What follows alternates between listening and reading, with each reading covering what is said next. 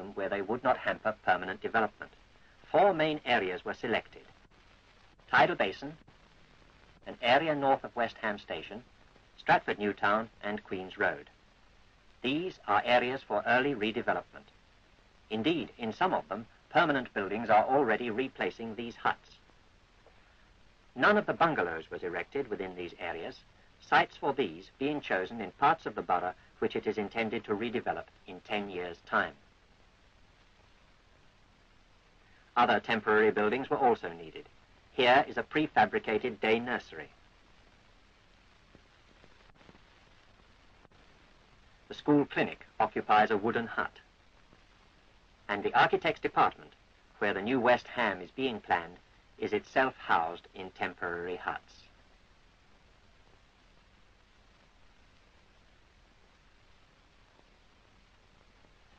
There is even a prefabricated pub.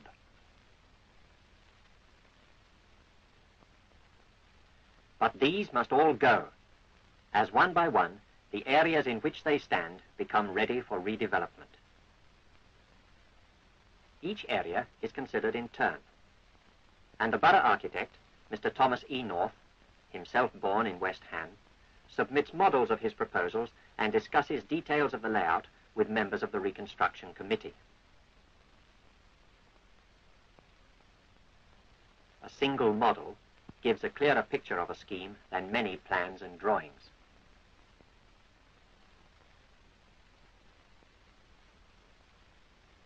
Formidable difficulties arise from the scattered nature of West Ham's industries, which is clearly shown on this map. Each black spot represents a factory, and whilst the principal factories are concentrated near the rivers, hundreds of others are in housing areas. It is therefore intended to eliminate them from residential areas and to transfer them to this L-shaped industrial zone in the south and west. This is an essential preliminary to the proper replanning of the borough.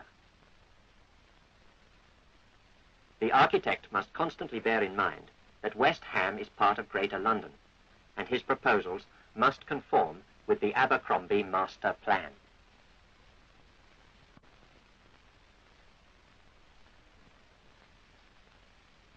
A decision had to be taken as to the future population of the borough, and the figure of 165,000 was determined and was incorporated into the main plan. On the basis of this intended population of 165,000, the new West Ham is being planned. A close study was made of the whole area, and before the end of the war, schemes were prepared for the division of the borough into neighbourhood units. The neighbourhood is an attempt by modern town planners to recreate within the towns that spirit of community which existed in small towns and villages before the industrial age. Let us hear how this is to be done in West Ham. Here is a map of West Ham showing how the borough is to be divided into 16 neighbourhood units from which industry has been eliminated. 2 main roads divide the borough, the Romford Road in the north and the Barking Road further south. Then transversely across the borough runs the embankment familiar to all West Hammers, the northern outfall sewer. Then again, there is a network of railways, and finally the remaining major roads and trolleybus routes. These roads and railways and the sewer embankment afford obvious boundaries for the neighbourhood units, but the new road system plan for London provides for 3 new major roads across West Ham. One of these will start at the bridge across the River Lee at Canning Town and will follow this route to join the existing Beckton Road. This will eliminate the present awkward turn at Trinity Church, one of West Ham's danger spots. A second road will link up the Silvertown Way with the Lee Valley Road, running north through Stratford and Temple Mills. This is perhaps the most essential of the new roads to West Ham, for it will take the heavy dock traffic which at present filters through back streets, Liverpool Road, Manor Road, Leighton Road, where children play and tradesmen make their deliveries. The third route will link with the Silvertown to Stratford Road, somewhere near West Ham Station. It will follow the line of the northern outfall sewer for some of its length, will serve the Albert and King George V docks, and will eventually dive under the Thames or leap over it to reappear on the South Woolwich bank. Given these barriers, we had then to define the boundaries of the neighbourhood units we were planning. We planned for 16, giving an average population of some 10,000 in each. They cannot be created overnight, of course, but every step in the rebuilding of West Ham, every decision as to where a school, a factory, a library or a pub is to be built, is taken with this plan in mind. It forms the basis of all our town planning schemes.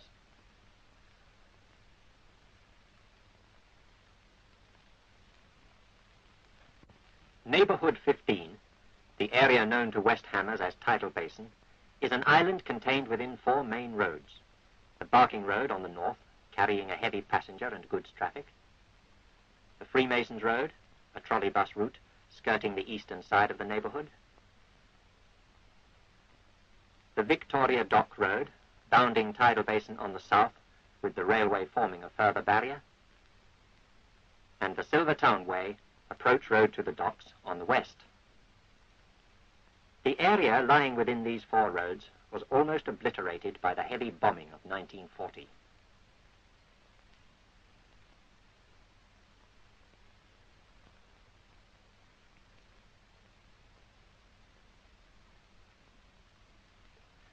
The reconstruction of this area was planned to provide for a population of 12,000 in place of the 32,000 who lived there before the war. This requires a completely new road pattern, and the pre-war layout is being changed in 4 stages. This is the first stage, already largely completed, and for this second stage, land is now being purchased. When the third and fourth stages are complete, the neighbourhood will be a new town, housing a population equal to that of Sevenoaks. It will have 40 acres of open space. Pre-war, it had none. Neighbourhood 15, now known as Keir Hardy Estate, is daily absorbing huge quantities of material. A vast municipal operation has begun, and by mid-1948, the council has placed contracts to the value of £2 million. War destroyed the old tidal basin, clearing its crowded streets ruthlessly, but more effectively than peacetime methods could achieve. And here are the beginnings of a new West Ham. The first installment of a plan of which Keir Hardy Estate forms but a small part. The first neighbourhood comes to life.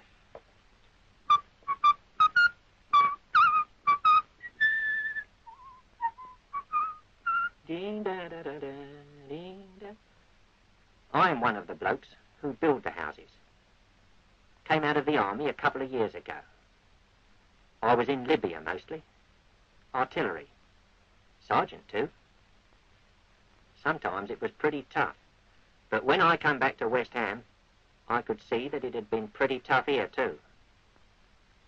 So now I'm building houses. It's nice to see them going up, isn't it? Well, it's better than knocking them down.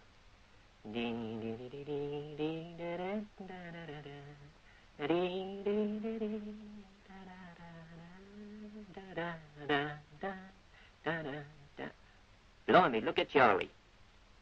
He carries that blooming odd up and down the ladder 100 times a day. It almost makes me glad I'm a brickie. You've got another end to do yet, too. They're working on the top stack. Stick it, Charlie.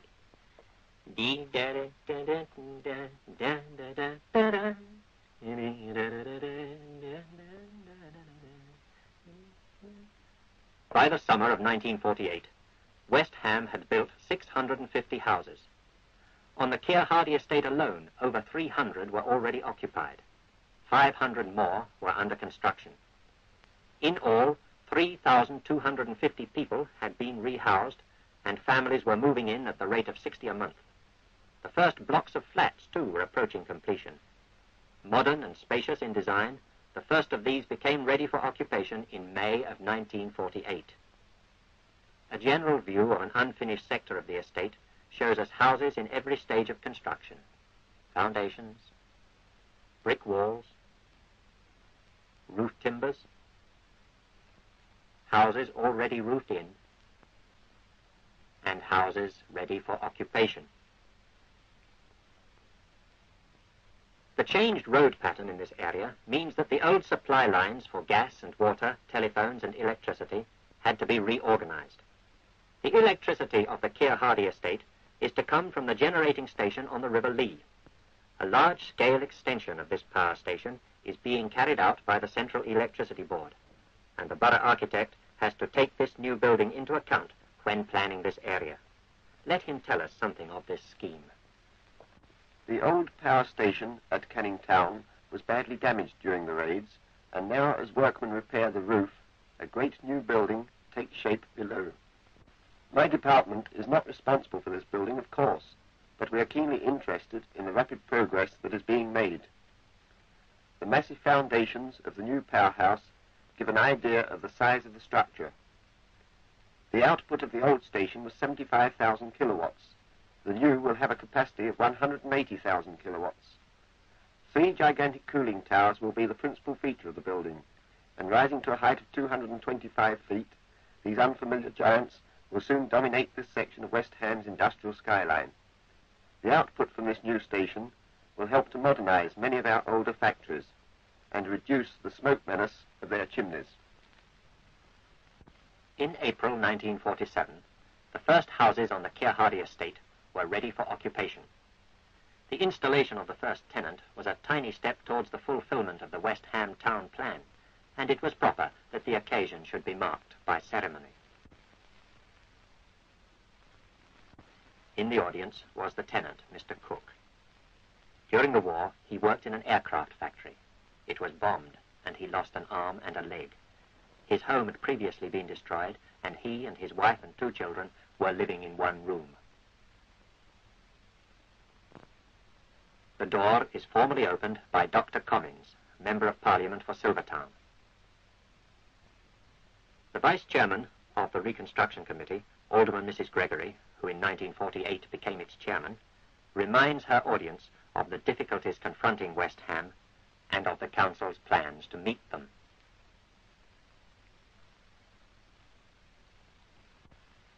Soon the little ceremony concludes, and councillors move off to inspect the new houses.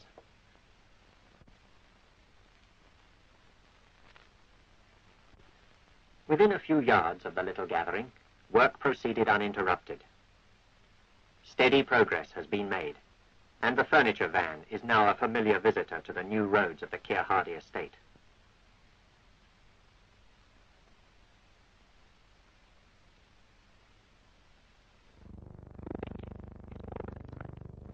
When you have been living for years in someone else's home, your whole family perhaps in one room, to have a house of your own seems almost unbelievable. One more family is in.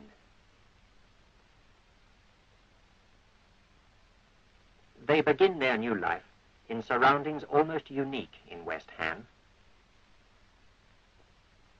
This model, true to scale in all its details, makes clear the plan for the transformation of Old Tidal Basin. The open layout and the careful siting of various types of building is evident from the model.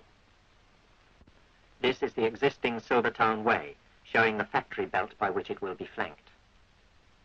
Here is the viaduct carrying it over the railway. On the perimeter of the neighbourhood, 3-story flats are sited, some of which are already complete. In the heart of the neighbourhood lies a green, with a school on one side, and across the open space, a community centre and other civic buildings.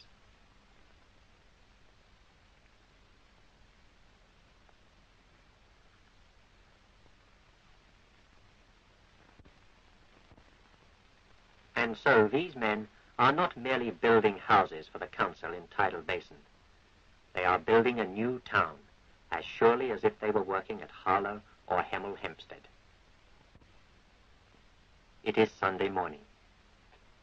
Harry, a little conscious of his Sunday suit and his first pair of long trousers, has wandered from Silvertown to Tidal Basin and looks with interest at the new houses.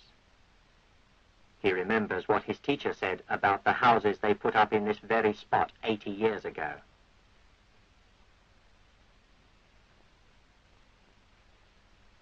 Even amid the muddle of construction, Harry sees that these new streets and houses are different from those of his own Silvertown. He begins to understand that what is happening here will soon happen in Plaistow and Canning Town and Stratford. Harry's friend Roy is also on a journey of discovery. The boys are surprised at the novel layout of the new houses. The houses they know are built in rows. They thought houses had always to be built in rows, and are interested to see that these are built about a quadrangle. Harry is eager to point out other discoveries, but Roy drags him off to see the new school which is being built nearby. The approach road is made too narrow for fast traffic in order to be safe for children. If in your imagination you can clear away the muddle of building, you can already see the shape that the neighborhood is taking. Here grass and trees will soon be growing, and the new houses will look out upon a village green in Tidal Basin. On the fringe of the Keir Hardie estate, the old stands in striking contrast to the new.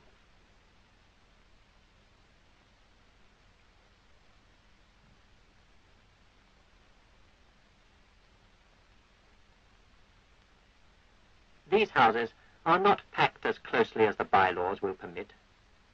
They have ample space about them.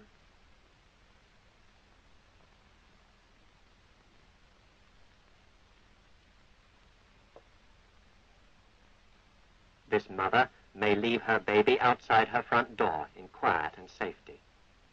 Many large families living in overcrowded conditions have been rehoused on the estate, and new schools must be provided for these children. As with the old type, grim and ugly schools of yesterday be replaced by buildings of modern design, such as this school now being built to replace one destroyed by bombing. It will accommodate 270 junior children. The old school, on a smaller site, had to cater for 700. It is designed to admit the maximum amount of light and air to all rooms, and every care has been taken to make it a building worthy of its purpose. This model is rapidly being translated into reality.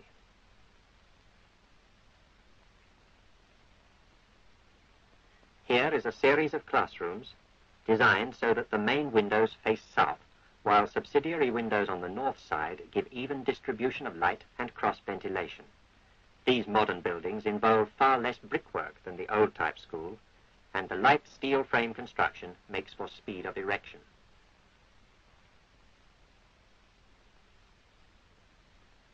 Precast roof slabs enable a small team of workers to lay a roof in a short space of time.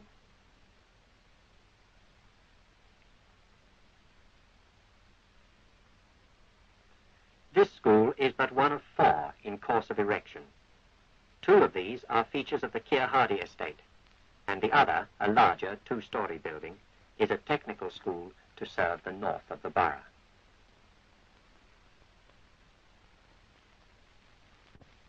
The transformation of the whole of West Ham will not reach completion for more years than it is yet possible to estimate. And so it is fitting that the central figures of this story should not be councillors or members of Parliament, planners, architects or surveyors, but the children of West Ham's back streets. The new West Ham is not for our generation, but for that of Roy and Harry. What we can but plan, they will enjoy.